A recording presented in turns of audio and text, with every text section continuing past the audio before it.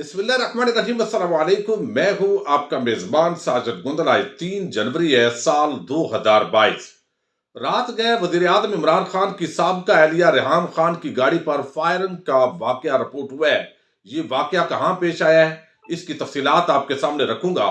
मौलाना की chief justice गुलजार अहमद को खुली धमकियों का सिलसिला शुरू हो चुका है और चीफ जस्टिस पर कादियानी होने का फतवा लगाने की भी कोशिश शुरू हो चुकी है। इस हवाले से अब तक की ताज़ा तरीन डेवलपमेंट्स और आइंदा 24 घंटे क्यों आम है, इस पर भी आज बात करेंगे। गुज़श्ता रोज पीडीएम का फजल रहमान की सरबराही में एक पेशावर में इजलास हुआ, जिसके अंदर जो इत्तेहादी जमातें हैं उनके मकामी रहनुमा शरीक हुए। वहां पर भी फजल रहमान ने गुफ्तगू की और उसके अंदर अगरचे उनकी वो गुफ्तगू सियासी थी, जिसके अंदर उन्होंने बताया कि ये हुकूमत नाकाम होगी और अब एस्टेब्लिशमेंट चूंकि गैर जानबदार हो गई है, तो उसका नतीजा ये निकला है कि अब हमें यहाँ से अक्सरियत मिली है। खैबर पख्तूनख्वा के अंदर लॉन्ग मार्च हम 23 मार्च को करने जा रहे हैं, लेकिन इस्तीफे के मामले पर अब फजल रहमान जू टर्न ले चुके हैं और बाकायदा कह चुके हैं कि इस्तीफों की शायद वो नौबत ना आए। इलेक्शन के हवाले से कुछ मुश्किलात की वजह से असम्बली की रुकनीत को ताकत बनाकर अब हम हुकूमत हासिल करने जा रहे हैं।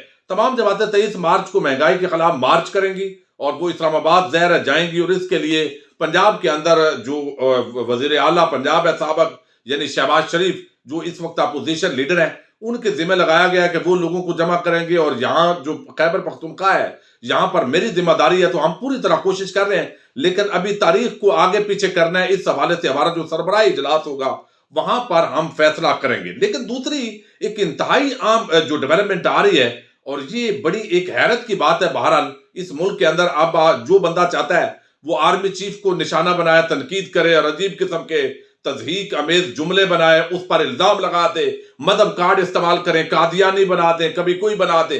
इसी तरह DGISI आपको पसंद नहीं है तो उस पर हमलावर हो जाए। और अब जब से साबक चीफ जस्टिस साकब निसार पर एक खुले हमलों का सिलसिला शुरू हुआ है, तो अभी हमारे जो मौजूदा चीफ जस्टिस है गुलजार अहमद, उनकी रिटायरमेंट जो 2 फरवरी को होने जा रही है, तो 1 महीना पहले ही उनको भी मुतनाज़ा बनाने का ये सिलसिला जो है वो शुरू हो चुका है। मामला आपको इल्म है कि एक पार्क की जगह है जिसको सुप्रीम कोर्ट ऑफ पाकिस्तान ने करार दिया है कि ये जगह बेसिकली पार्क की है, लेकिन यहां पर नाजायज तजावजात खड़ी कर दी गई है और उसके अंदर मस्जिद भी तामीर कर दी गई है। अब मस्जिद वाले जो है उनका एक अपना मौकफ है कि हुकूमत ने उनको ये मस्जिद दी है। मैं अलहदा एक वीडियो के अंदर तफसील के साथ आपको बता चुका हूं।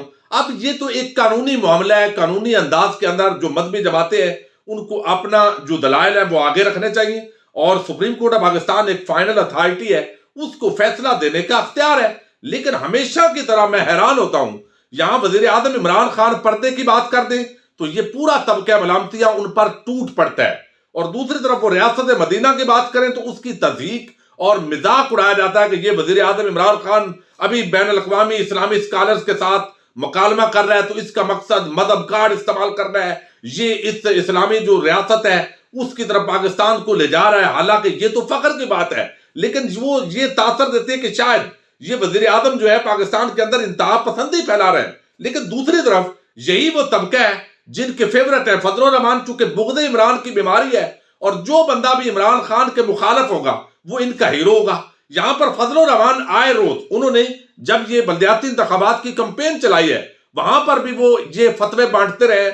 उनकी पार्टी के मुख्तलिफ लोग मुख्तलिफ तरह की अलकाबात, कभी वो PTI इमरान खान को यहूदी एजेंट बनाते रहे, कभी कादियानी एजेंट बनाते रहे, कभी वो अमेरिका का एजेंट बनाते रहे। ये सारी चीजें चलती रही हैं, लेकिन इस पर एतराज नहीं उठाया जाता। और अब तो खुलेआम जिस तरीके से उन्होंने मदब कार्ड को इस्तेमाल ही नहीं किया, बल्कि इंतहाई घनौने किस्म के इल्जामात बगैर तहकीक के लगाने शुरू कर दिए।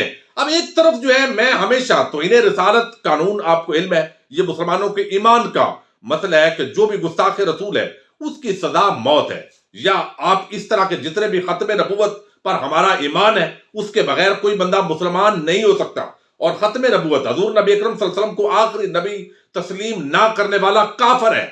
और अब इस पर यानी आप, ये तो एक संगीन बात है जब आप किसी पर बगैर तहकीक के इल्जाम लगा देंगे कि फलां कादियानी है, यानी वो खत्म नबूवत का मुनकर है, फलां जो है वो काफर है।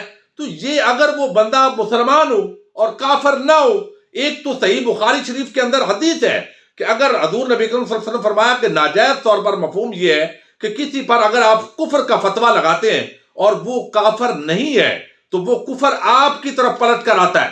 تو اس فتوے کی اور اس حدیث کی روشنی کے اندر خود ان کو محاسبہ کرنے کی ضرورت ہے کہ آپ یہاں پر ناجائز طور پر کسی کو قادیانی، کسی کو کافر بنا کر اگر فتوے لگاتے ہیں تو آپ کی بھی کوئی بات پرست ہونی چاہیے۔ تو ناجائز طور پر اس طرح کا جو لوگ کام کرتے ہیں، جو دھندا کر رہے ہیں، ان کے خلاف بھی قانون کو حرکت میں آنا چاہیے۔ اب یہاں پر یہ فضل الرحمان جو ہے انہوں نے تو گفتگو کی ہے کہ یہ مسجد ہے اور جہاں پر ایک جگہ مسجد بن جاتی ہے اللہ کا گھر تو وہ وہاں سے تبدیل نہیں ہوتی بلکہ پیسہ جو ہے وہ دے دیا جاتا ہے۔ حالانکہ آج کل بازاروں کے اندر، ہم مختلف مارکیٹوں کے اندر دیکھ رہے ہیں، پہلے تھوڑی سی جگہ قابو کی جاتی ہے، پھر اس کو پھیلا دیا جاتا ہے، پھر وہاں تھوڑی تھوڑی اینٹیں لگنا شروع ہو جاتی ہیں اور وہ جگہ جو ہے اس طرح ناجائز، کئی آپ لاہور، کراچی، اسلام آباد چلے جائیں، یہ چیزیں آپ کو نظر آتی ہیں ہر سطح پر۔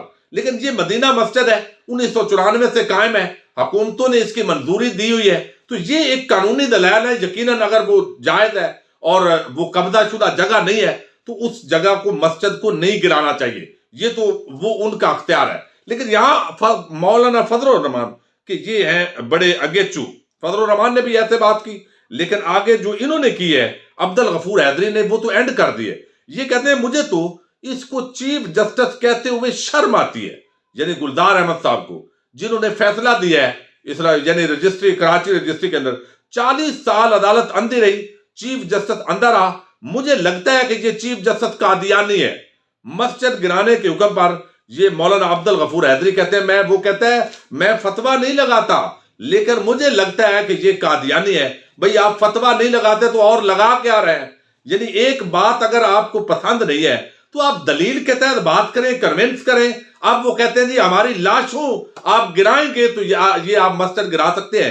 یہ حالات ہے اور اب کل جو ہے اس پر عمل درآمد کے لیے ظاہر ہے یہ رپورٹ پیش کی جانی ہے، تو یقینی طور پر اگلے جو 24 گھنٹے ہیں اس حوالے سے انتہائی اہمیت کے عمل ہے۔ یہ دنگا فساد، فتنہ فساد پھیلا کر اگر آپ ایک چیف جسٹس کو اس طرح متنازع بنانے کی کوشش کریں گے صرف نواز شریف، مریم نواز اور ان کی جو نوکری یا تعلق سیدھا رکھنے کے لیے، میں سمجھتا ہوں یہ ناجائز بات ہے۔ اپنا کیس، اسلامی یہاں پر قوانین ہے، ریاست ہے، اپنا کیس آپ فائٹ کریں دلیل کے ساتھ، اور اللہ کا گھر ہے، سب ہم پیار کرنے والے ہیں، اللہ کا گھر ویسے نہیں گرنا چاہیے۔ لیکن اگر ناجائز جگہ پر ہے تو یہ چیز آپ کو بھی اسلامی شریعت کے مطابق دیکھنے کی ضرورت ہے تاکہ اسلام کو جو ہے اس طریقے سے پیش نہ کریں کہ لوگوں کو اس سے جو ہے آپ خوف دلا کر اور دھمکی بنا دیں۔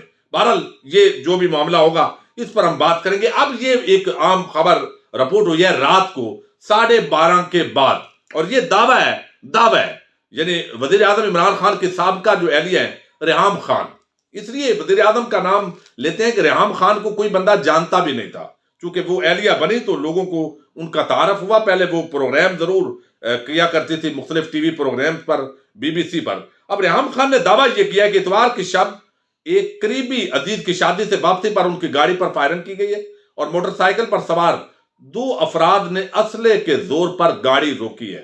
ساتھ ہی انہوں نے سوال کیا جو ان کی ہمیشہ عادت ہے، انہوں نے کہا کہ یہ ہے عمران خان کا نیا پاکستان، بزدلوں، ٹھگوں اور لالچیوں کی ریاست میں خوش آمدید۔ اب یہ انہوں نے ٹویٹ کیا ہے، اور وہ اسلام آباد کے علاقے شمس کالونی کے تھانے میں موجود تھی، لیکن واقعے کی ایف آئی آر درج نہیں کی گئی۔ بعد ازاں انہوں نے بتایا کہ درخواست جمع کروا دی ہے، ایف آئی آر کا انتظار ہے۔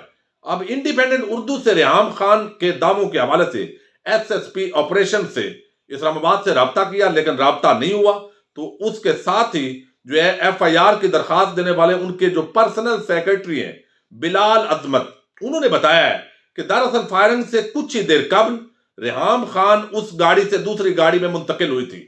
اس درخواست میں درخواست گزار بھی اسی لیے ریحام خان کی بجائے بلال عظمت ہے کیونکہ اس گاڑی میں وہی موجود تھے۔ ریحام خان کی ٹویٹ کے بعد لوگوں کی جانب سے ان کی خیریت دریافت کرنے کا سلسلہ شروع ہے، اور اب یہ پورا جو معاملہ ہے یہ واقعہ اسلام آباد کے اندر پیش آیا جہاں پر وہ اپنے بھتیجے کی شادی سے واپس آ رہی تھی۔ انہوں نے یہ دعویٰ کیا ہے۔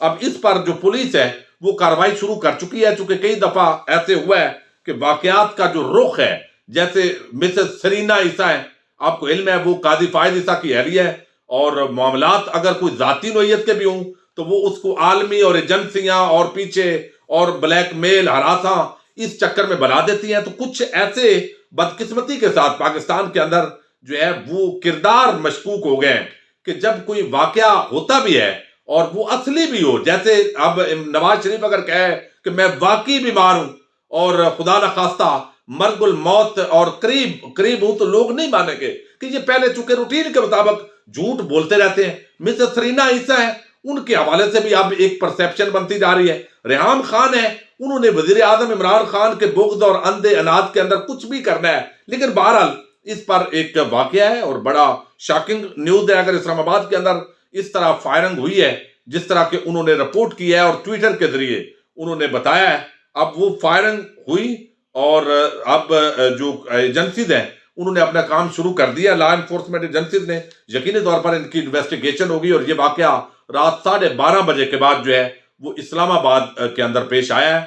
تو اللہ تعالیٰ سب کو اپنے حفظ و امان میں رکھے، اور وزیر اعظم عمران خان پر انہوں نے تنقید کا موقع بہرحال ڈھونڈا، اور آپ کو علم ہے کہ اس وقت جو ابصار عالم ہے انہوں نے کس طرح کا ماحول بنانے کی کوشش کی ہے کہ کچھ لوگوں کو ہضم نہیں ہو رہا کہ ریحام خان پاکستان میں رہے، چونکہ ریحام خان جب پاکستان ابھی آئی ہیں تو ان کے حوالے سے کچھ خبریں ایسی آ رہی تھی کہ مریم نواز کا جو اگلا ٹارگٹ ہے وہ وزیر اعظم عمران خان کے خلاف جو ایک مہم انہوں نے شروع کرنی ہے اس کے اندر ریحام خان کو بھی فٹ کرنا ہے، تاکہ وہ کچھ ایسی متنازعہ اور اس طرح کی غیر اخلاقی جو باتیں ہیں جو انہوں نے کچھ اپنی کتاب میں بھی لکھی ہیں تو ان کا ڈنڈورا پیٹا جائے اور وزیر اعظم کی شخصیت کو داغدار کیا جائے۔ تو اب وہ اس تناظر میں کہہ رہے ہیں شاید ابصار عالم کہ کچھ لوگوں کو ہضم نہیں ہو رہا کہ وہ یہاں پر رہیں۔ بہرحال اس واقعے کی انویسٹیگیشن ہونی چاہیے، تحقیقات ہوگی تو مزید آپ کو پیش رفت سے آگاہ کریں گے۔ اپنے میزبان ساجد گندل کو نیکسٹ ویڈیو تک کے لیے اجازت دیجیے۔ اللہ حافظ۔